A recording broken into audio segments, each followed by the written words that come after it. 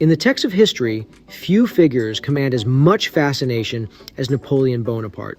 Born in 1769 on the rugged island of Corsica, Napoleon Bonaparte was far from the palaces of power. The son of a minor noble family, he was sent to France for his education, where he developed a profound love for military strategy. His passion, combined with an uncanny intellect, propelled him rapidly through the ranks of the French military. By the time he was in his mid-20s, Napoleon had already made a name for himself as a fearless leader. His audacious tactics and strategic genius were turning heads across Europe. But it wasn't just his military prowess that distinguished him. Napoleon was a man of the Enlightenment, a lover of knowledge, and a believer in progress. Little did the world know that this Corsican boy was about to embark on a journey that would forever change the course of history. From these humble beginnings, a legend was born, a man who would shake the world. Napoleon's rise was as dramatic as it was meteoric. Picture this. France, late 18th century, a nation in turmoil. The French Revolution is in full swing, overturning centuries of monarchy. Amid this chaos, a young Corsican artillery officer named Napoleon Bonaparte is making his mark. He's not just a skilled military tactician. He's also a master of self-promotion. His prowess on the battlefield and his political savvy start to turn heads in high places. Before long, Napoleon takes a leading role in the French Revolution.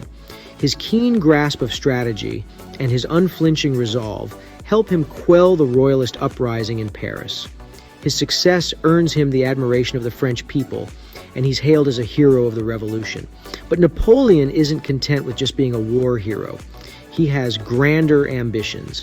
In 1799, he orchestrates a coup d'etat, overthrowing the French government. The revolution has just given birth to a new form of government, the consulate, and Napoleon appoints himself as the first consul. He's effectively the ruler of France now, but he's not done yet. In 1804, Napoleon takes the audacious step of crowning himself emperor. He's no longer just a military leader or a political figure. He's now a monarch, the very thing the revolution sought to overthrow. But the French people don't seem to mind. They're captivated by Napoleon's charisma, his military victories, and his promises of glory for France. Napoleon's rise to power isn't just about ambition or military prowess, though. It's also a story of timing. He rises to power at a time when France is desperate for stability and strong leadership. He offers them both, and the French people are willing to overlook his autocratic tendencies for the promise of a better future. In a matter of years, Napoleon had ascended from obscurity to the pinnacle of power. His story is a testament to the power of ambition, the allure of charisma, and the importance of being in the right place at the right time. Napoleon was not content with ruling France. He wanted to rule the world. With this ambition burning in his heart, he set about expanding the French Empire with a string of military victories that would leave much of Europe under his sway.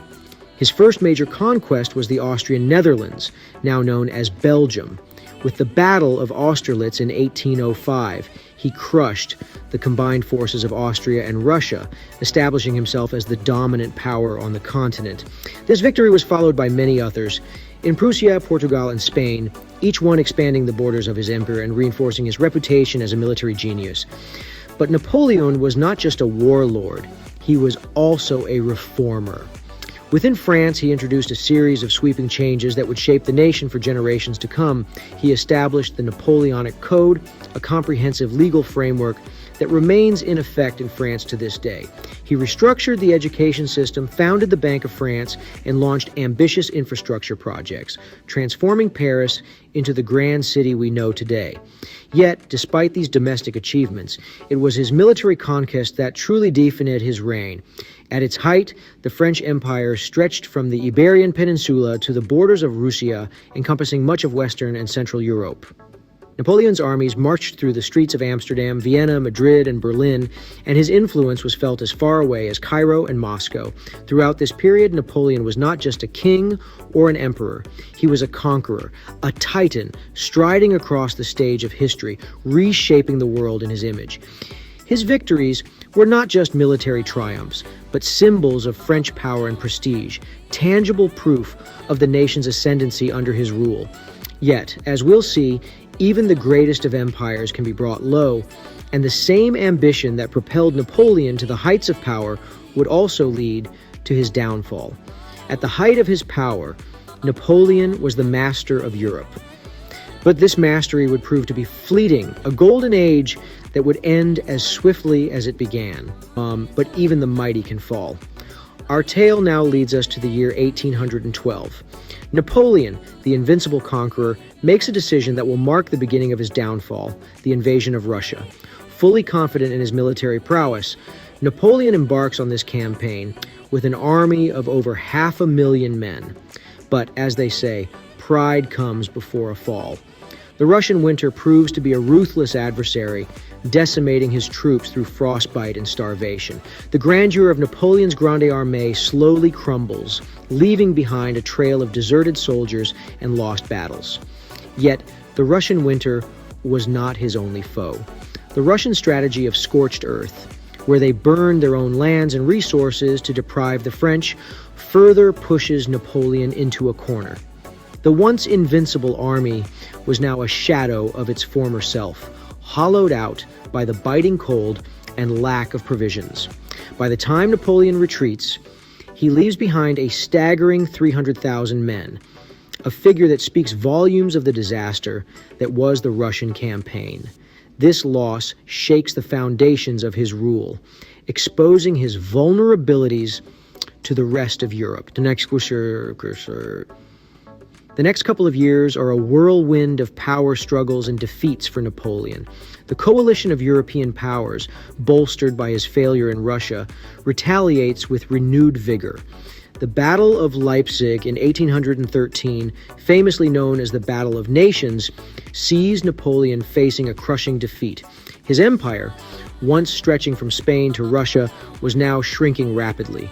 Finally, in April of 1814, Napoleon abdicates the throne, marking the end of his reign as emperor. His once loyal subjects turn their backs on him, and he is exiled to the island of Elba. Napoleon, once the master of Europe, was now a prisoner. The mighty indeed had fallen. But Napoleon was not done yet. Despite his exile to the island of Elba, Napoleon's spirit remained undeterred. In a daring move, he escaped his captors in February of 1815 and made a triumphant return to France. This marked the beginning of what historians refer to as the 100 Days, a brief period in which Napoleon once again took the reins of power. The French populace, weary of the monarchy imposed by the victors of the previous war, welcomed Napoleon back with open arms. His return to power, however, was a thorny issue for the rest of Europe. The nations that had just breathed a sigh of relief at his exile were now facing the very real prospect of another Napoleonic war. As the coalition forces regrouped, Napoleon, ever the tactician, attempted to strike first. He marched his forces north, aiming to separate the British and Prussian armies before they could unite. This led to the fateful Battle of Waterloo in June of 1815.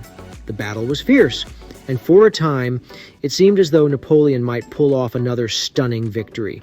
However, the timely arrival of the Prussian army under the command of Gebhard Leberecht von Blücher tipped the scales against him.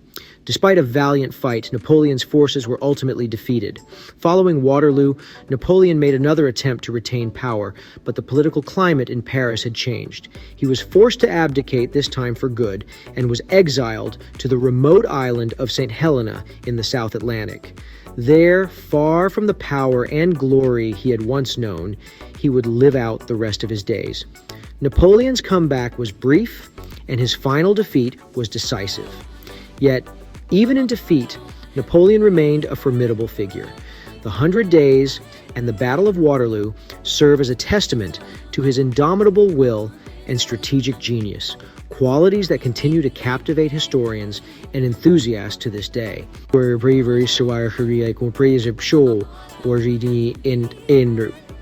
Napoleon's story does not end at Waterloo.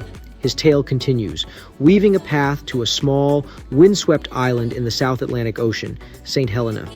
Following his defeat at Waterloo in June of 1815, Napoleon was exiled for the second time, but this time there would be no triumphant return. The British, determined to keep him contained, chose St. Helena for its remoteness. On this isolated island, Napoleon lived the last 6 years of his life. His residence, Longwood House, was a far cry from the grandeur of the palaces he once occupied. Yet his spirit remained unbroken. He spent his days in various pursuits, from gardening and reading to writing his memoirs. He filled volumes with his thoughts, his victories, his defeats, and his perspective on the grand tapestry of European history that he had once masterfully woven.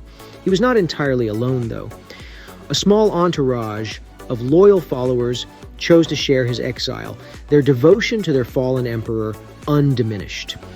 But as the years wore on, Napoleon's health began to decline. He complained of various ailments, including severe stomach pains. Despite the efforts of his physician, Napoleon's condition continued to worsen. In the spring of 1821, he was mostly confined to his bed. On May 5th, 1821, Napoleon Bonaparte, the man who had once been the master of Europe, breathed his last. The cause of his death remains a subject of debate among historians. Officially, it was stomach cancer, the same disease that claimed his father.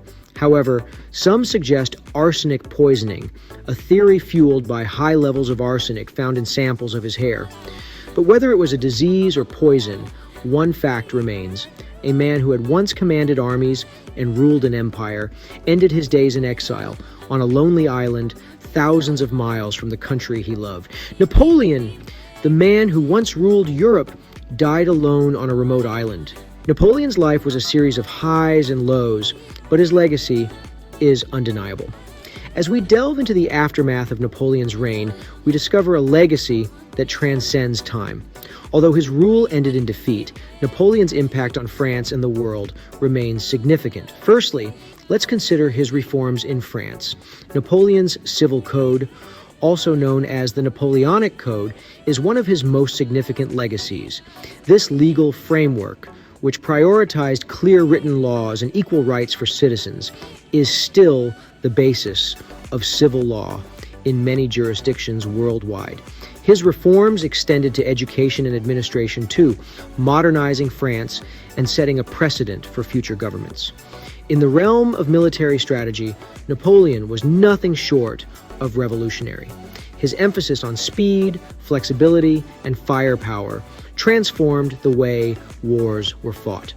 His use of the corps system, where armies were divided into self-sufficient units, is still a staple of modern military organization. Napoleon's strategies are studied in military academies to this day, a testament to his genius on the battlefield. But Napoleon's legacy isn't confined to the annals of history or dusty textbooks. He continues to permeate popular culture. From Tolstoy's War and Peace to the iconic image of him with his hand tucked into his coat, Napoleon is a figure that continues to fascinate. His life and exploits have inspired countless works of fiction, film, and art, and his name is synonymous with ambition, power, and sometimes overreaching hubris. However, it's important to remember that Napoleon was a human, flawed, and complex. His legacy is not one of unblemished heroism or villainy, but a blend of both. His life serves as a reminder that great power can lead to great achievements, but also great downfalls. Napoleon Bonaparte, a name that echoes through history, a life that continues to fascinate us.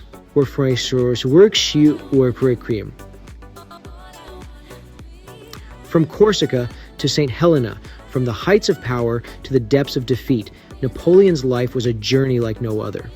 Born in obscurity on a small Mediterranean island, he rose to become the emperor of the French, ruling over a vast empire that stretched from Spain to Russia. His military genius, combined with his political acumen, allowed him to seize power in a country reeling from the chaos of revolution. Napoleon's meteoric rise was matched only by his precipitous fall. From the zenith of his power, he was brought low by a coalition of his European adversaries. Exiled to the tiny island of Elba, he made a daring escape and returned to France for a brief period of renewed glory, known as the 100 Days. But his final defeat at the Battle of Waterloo marked the end of his rule and the beginning of his long exile on the remote island of St. Helena. Yet even in defeat, Napoleon left a lasting legacy. His legal code, the Napoleonic Code, has influenced legal systems around the world.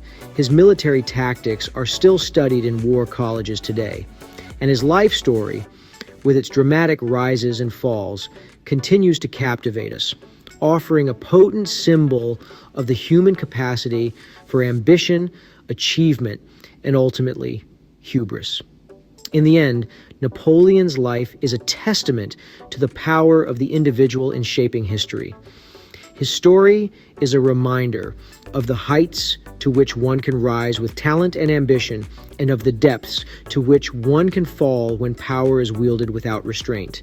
His name lives on, not just as a historical figure, but as a symbol of the grandeur and tragedy of human ambition.